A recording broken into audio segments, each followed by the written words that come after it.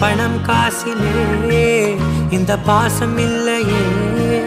அன்பான மகள் வந்தார் அம்பானி நானாகிறேன். இந்த இன்ப மகாராஜ பெற்ற புது ரோஜ எலிசபெத் ராணியின் பேத்தியே. தாயே தாயே மகளன வந்தாய், தந்தை சிந்தை நலமுற வந்தாய்.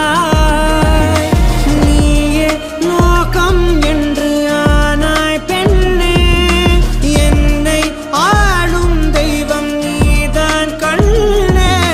பெற்றது நானா இல்லை உன் மகனே நானம்மா.